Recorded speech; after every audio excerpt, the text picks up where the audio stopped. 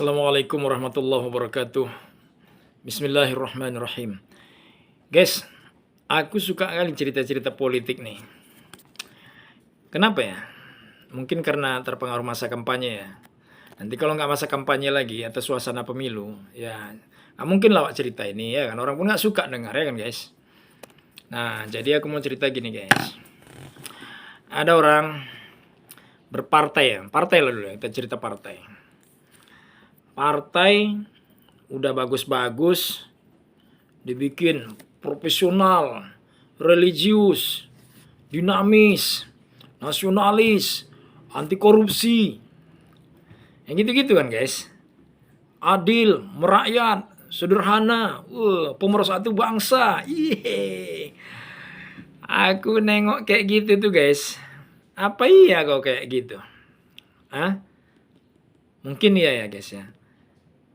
Hanya saja, itu kan harus dibuktikan. Nah repotnya kalau, namanya kalau dalam satu partai atau antar partai, kan kita nggak sendiri. Mungkin kalau perorangan, individu, aku percaya guys, saya adalah seorang pemersatu bangsa. Nah, saya nggak akan berpikir negatif. Iyalah, bagus, buktikan, kita mau lihat. Saya seorang nasionalis, ya buktikan. Saya seorang religius, oke, buktikan. Saya bertakwa kepada Tuhan Allah Subhanahu wa taala yang Maha Esa, buktikan. Saya anti korupsi, saya anti narkoba, buktikan, silakan. Pribadi. Individu satu orang. Saya terima itu, tapi begitu dia berinteraksi, itu mulai teruji. Karena di antaranya ada yang munafik, ada perampok, ada mantan preman, ada pencuri, ada mantan koruptor, gabung di situ, guys. Ada pelaku maksiat, ada penista agama, ada anak PKI, ada keturunan PKI. Ya kan, ada ateis, macam-macam guys. Ada yang mau membubarkan pesantren, campur kan. Kayak pemerintahan masa Jokowi inilah, kan banyak yang aneh-aneh, ya kan guys. Ya nggak, kalian tahu nggak? Kalau nggak tahu ngapain aku cerita guys? Nggak nyambung nanti itu masalahnya. Ini yang bisa dengar ceritaku ini yang bisa paham aja, yang nggak paham, cuman lah mau terhibur ya kan. Nah jadi ternyata hidup sendiri, punya sikap sendiri itu lebih mudah ketimbang ketika kita hidup bersama-sama dengan sikap-sikap yang berbeda, pikiran-pikiran berbeda, latar belakang berbeda, ilmu berbeda, ya rasa berbeda, ketakwaan berbeda. Wah, itu akan terjadi saling uji menguji, guys. Misalnya udah masuk waktu sholat, dia sholat apa enggak? Diakhirkannya apa enggak? Ditunggunya dulu cerita ini selesai, atau ditunggunya cerita atau kerjaannya selesai, atau ditunggunya rapat selesai baru dia sholat atau bagaimana? Kan teruji guys. Kecintaan, ketakwaan dia kepada Tuhan. Nah ini masalah guys.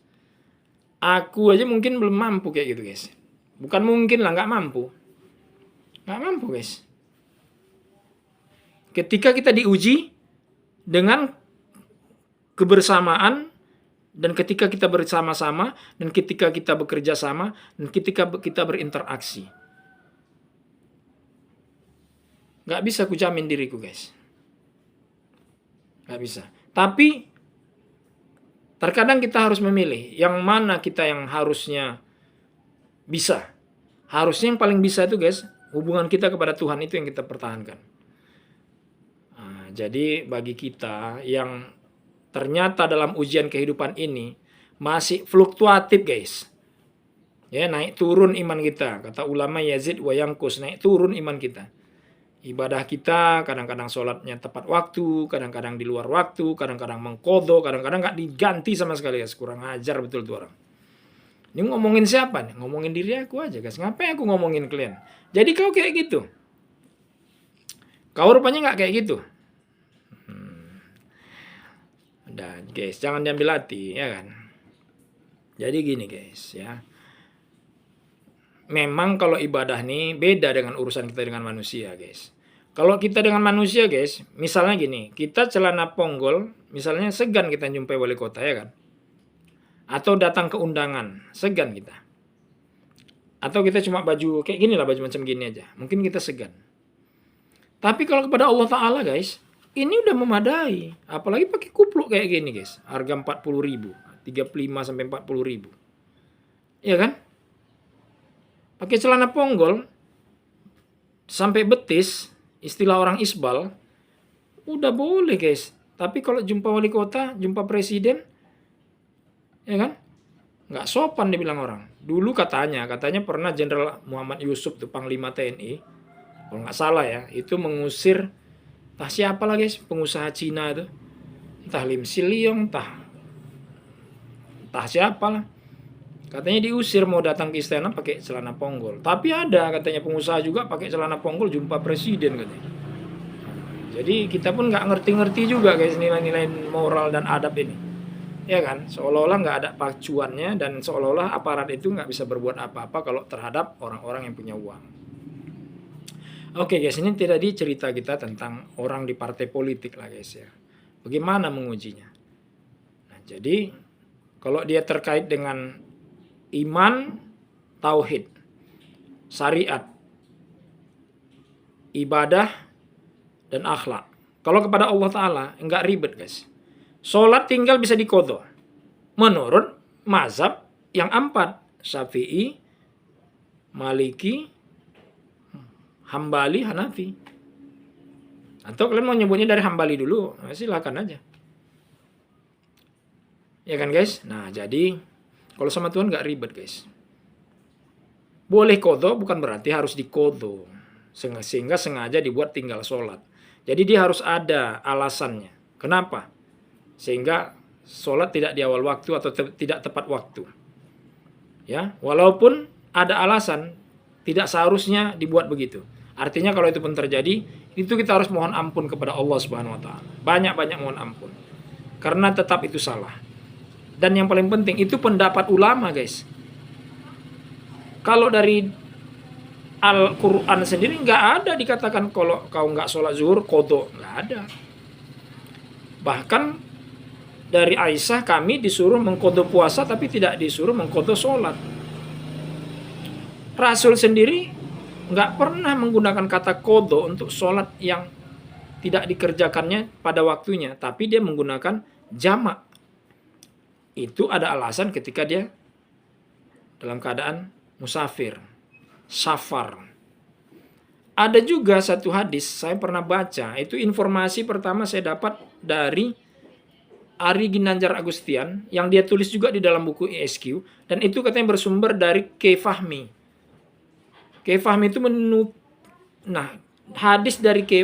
hadis yang didapat oleh K. Fahmi ini dinukil oleh Ari Ginanjar Agustian di dalam buku ISQ-nya, bahwa Rasulullah itu tanpa asbab uzur, dia pernah sholat dalam satu waktu tapi 2 sholat. Misalnya asar, zuhur dikerjakan di waktu yang sama.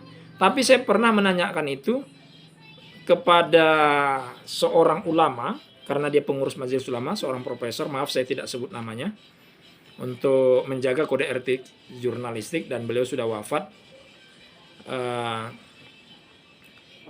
Itu boleh tapi harus ada alasan, walaupun tidak qodho. Kemudian saya tanya lagi ulama juga, dan dia juga sudah wafat, jadi ada 2 ulama. Dia juga membenarkan hadis itu. Cuma dia no respon. Ya. Nah, jadi artinya guys, pada Allah Ta'ala ini sebenarnya nggak ribet, karena Allah Ta'ala itu nggak gila-gila hormat, nggak gila-gila disembah. Yang repot nih kita dengan sama manusia. Misalnya, kita menyatakan diri atau berusaha menjadi aktivis, tokoh anti korupsi, tokoh anti narkoba. Nah, ketika kita bersama dengan orang-orang yang menghalalkan korupsi, menghalalkan suap, artinya dia nerima kalau misalnya dia dapat ada uang nggak jelas dari mana-mana, atau dia tahu bahwa itu hasil penjualan narkoba, uang penjualan haram, hasil dari yang haram, hasil dari korupsi, dia mau juga nerima guys. Mau, apakah itu dimakannya atau disumbangkannya kayak mana-mana. Ya, ada istilah orang, uang setan dimakan hantu. Ya kan, misalnya kalau ada undangan, pesta, uang itu yang disumbangkan. Gitu-gitu misalnya guys ya. Jadi bukan pakai uang gaji dia. Misalnya.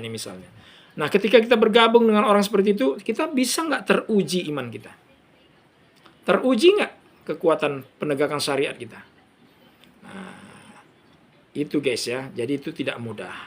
Ya guys. Nah, aku mau cerita tentang aku kalau soal ini.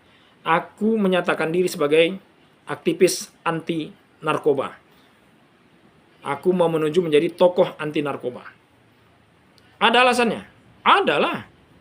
Ya kan? Tapi paling tidak ini tekad dulu. Ya, nanti kalau cerita alasannya pada sesi berikutnya. Aku mau menyatakan diri dan aku sudah mengatakan itu, ya.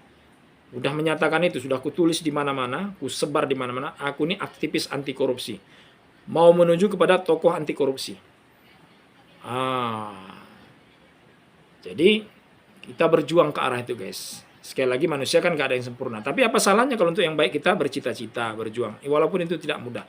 Dan belum tentu itu ada untungnya. Dan hidup bukan sekedar mau cari untung, guys. Tapi ingin memberikan pelajaran kepada diri, kita ingin menegakkan hukum, menjunjung tinggi nilai agama. Itu jauh lebih penting. Guys, itulah bincang-bincang kita. Semoga kalau Anda berkiprah di politik, di partai politik, di masyarakat, di organisasi, Anda mampu mempertahankan jati diri Anda sebagai orang yang punya kepribadian yang baik, pertahankan. Nah, mudah-mudahan itu bisa menjadi pilihan bagi orang lain untuk kemudian mempertimbangkan Anda menjadi pemimpin masa depan. Wassalamualaikum warahmatullahi wabarakatuh.